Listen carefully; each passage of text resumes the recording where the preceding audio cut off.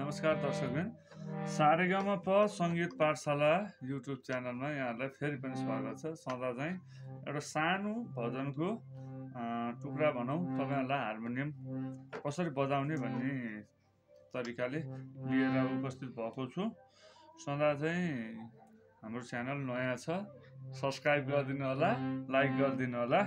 आज चाहिँ जानु छ यमुनाको तीर मलाई भन्ने एउटा मिठो कृष्ण भजन तपाईहरुलाई चाहिँ सिकाउन जाँदैछु।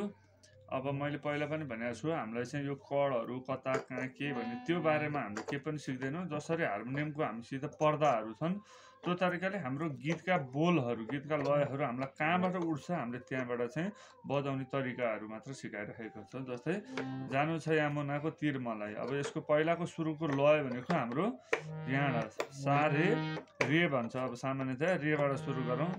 जानु छ यमुनाको तीर मलाई,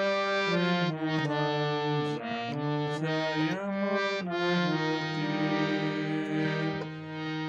जानु छ यमुनाको तीर मलाई, जानु छ यमुनाको तीर। निकै नै अब सरल छ। सरस्वती जानु छ यमुनाको तीर मलाई मोहन, फेरि यहाँ आइपुग्नु पर्छ। जानु छ यमुनाको तीर, अन्त्य पनि यहीँबाट सुरु, यहीँबाट भयो, अन्त्य पनि यहीँबाट भयो। जानु छ यमुनाको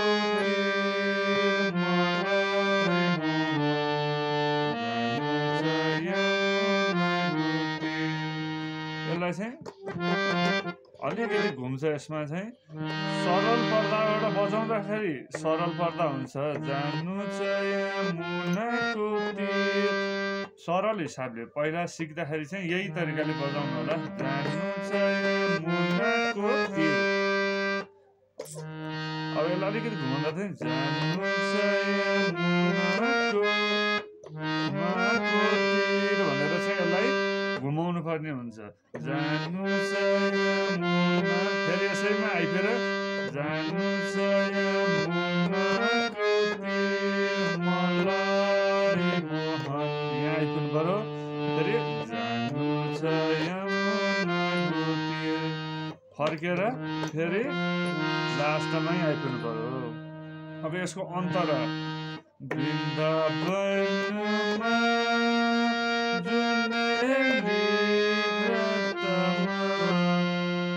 यहीँबाट सुरु हुन्छ। यसको अन्तरा पनि बोल लय, सुरुको बोल जहाँबाट सुरु भएको छ यसको अन्तरा पनि वृन्दावनमा जुनेली रतमा राधा कृष्ण वंशी छ हतमा, अनि जानु छ यमुनाको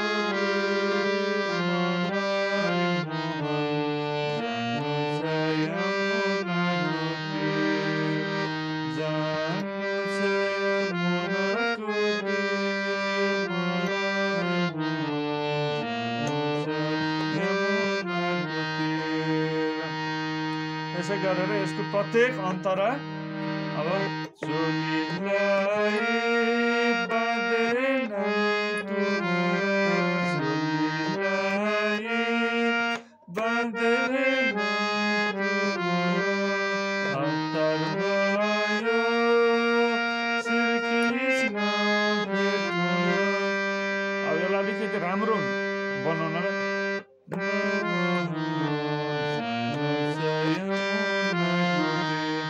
बजाउँदा बजाउँदा आफै थाहा हुन्छ। हार्मोनियममा हामीले पर्दाहरू चलाउँदा चलाउँदै यसलाई खेलाउँदा खेलाउँदै यसलाई कताबाट अलिक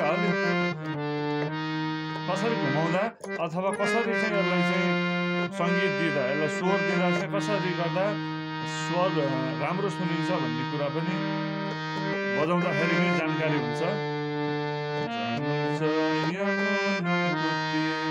एकचोटि अब सरल बजाउँछु, ध्यान दिएर हेर्नु होला। जानु छ यमुनाको तीर मलाई मोहन,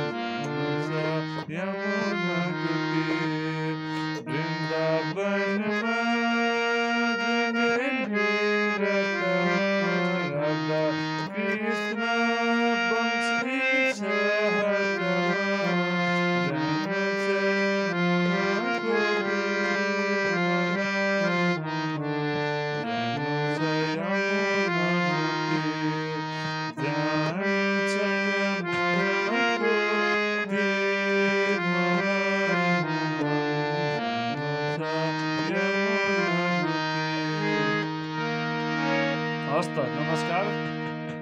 यस्तै भजनहरू हेर्नको लागि, यस्तै भिडियोहरू हेर्नको लागि, यस्तै गीत सङ्गीतमा केही कुराहरू सिक्नको लागि, हार्मोनियममा बजाउनको लागि हामीलाई माया गरिदिनु होला।